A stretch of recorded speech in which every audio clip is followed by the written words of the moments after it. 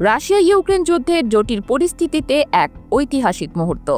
যুদ্ধের শুরু থেকে এখন পর্যন্ত এই প্রথম এত বড় পরিসরে বন্দি বিনিময়। দুই পক্ষই একযোগে মুক্ত করেছে ৩৯০ জন করে বন্দী, যার মধ্যে রয়েছেন ২৭০ জন সেনা ও ১২০ জন বেসামরিক নাগরিক।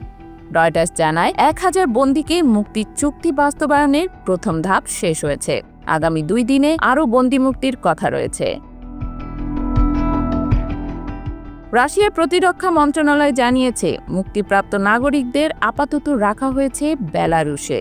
সেখানে চলছে তাদের চিকিৎসা ও মানসিক পুনর্বাসনের কাজ। অন্যদিকে ইউক্রেনের প্রেসিডেন্ট ভলোদিমির জেলেনস্কি মুক্তিপ্রাপ্তদের ছবি প্রকাশ করেছেন। ছবিতে দেখা গেছে মাথা কামানো বন্দীরা উচ্ছ্বসিতভাবে ইউক্রেনের জাতীয় পতাকায় আবৃত হয়ে স্বাধীনতা উদযাপন করছেন। ইউক্রেনীয় টেলিভিশন এসপ্রেসো টিভি অ্যান্ড ভিডিওতে দেখা যায় একজন বন্দির স্ত্রী কিয়েভের স্বাধীনতা স্কোয়ারে দাঁড়িয়ে কান্নায় ভেঙে পড়ছেন। পতাকায় মোড়ানো সেই নারী বলেন, ২০২২ সাল থেকে আমি অপেক্ষা করেছি, আশা হারাইনি, অবশেষে তাকে ফিরে পেয়েছি।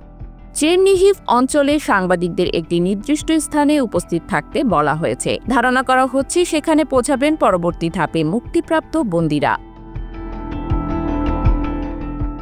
এদিকে মার্কিন প্রেসিডেন্ট ডোনাল্ড ট্রাম্প ট্রুথ সোশ্যালে এই অগ্রগতিকে অভিনন্দন জানিয়ে লিখেছেন, এটা কি বড় কিছু দিকে নিয়ে যাবে?